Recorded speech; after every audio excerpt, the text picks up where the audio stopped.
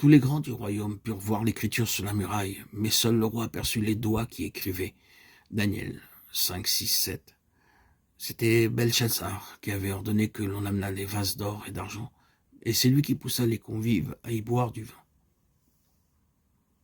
Il était donc coupable au premier chef, et c'est par lui que le jugement commençait.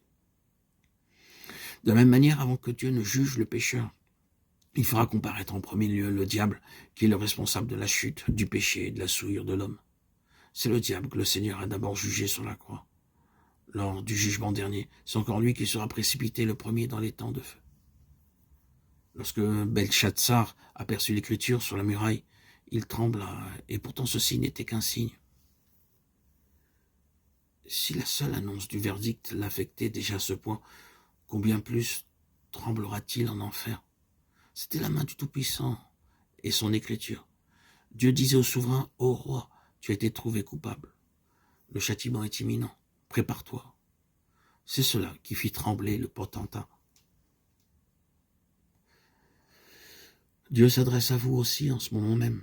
Si vous n'êtes pas encore réconcilié avec lui, Dieu déclare, « Ô pécheur, si tu refuses de te repentir de tes iniquités, prépare-toi pour le jour où tu passeras en jugement. » Dans son grand amour et sa grande compassion, Dieu vous avertit à maintes reprises de toutes sortes de manières.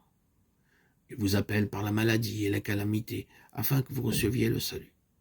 C'est seulement lorsque les hommes demeurent inébranlables dans leur refus de se repentir que Dieu finalement leur applique son châtiment. Dieu donna à Daniel la sagesse pour comprendre et lire l'écriture sur la muraille. Si vous l'acceptez comme votre sauveur, le Seigneur Jésus-Christ deviendra votre sagesse. Alors que le monde entier, rempli d'effroi, pleurera et versera des larmes, les enfants de Dieu tomberont à genoux et prieront.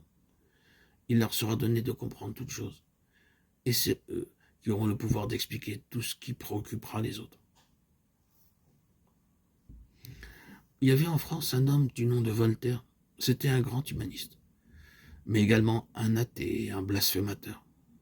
Puis avant sa mort, il tomba malade et fut assailli par la peur. La nuit, il hurlait si fort que pas une infirmière ne consentait à rester auprès de lui et à le soigner pendant plus d'une nuit. Son visage était devenu affreux, tellement la peur le défigurait.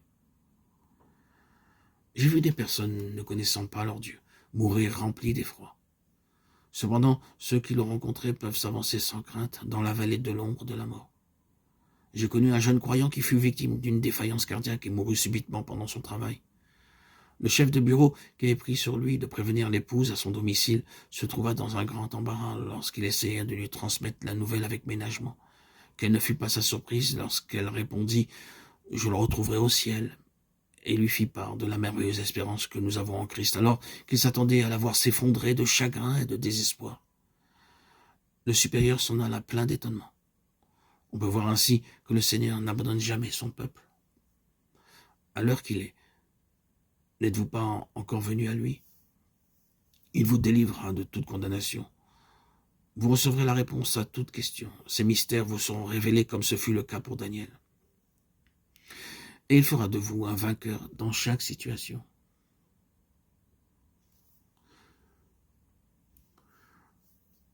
Ce cheminement à travers le livre de Daniel, toutes ces publications, tous ces audios, nous ont permis d'entrevoir le plan grandiose de Dieu, le plan merveilleux et sublime de Dieu. Le Tout-Puissant rassemble des vainqueurs qui infligeront une défaite totale au diable et déjoueront toutes ses machinations. Rien ne s'opposait à ce que Dieu détruise l'ennemi le jour même de sa chute. Mais dans sa grande sagesse, il a désiré que nous, son peuple, soyons associés à sa grande victoire. Il nous a aimés d'un amour éternel et nous a élus en Christ pour un but très élevé et sublime qu'il conçut avant même la fondation du monde. C'est ce que nous révèle l'Épître aux Éphésiens, chapitre 1, versets 4 à 23.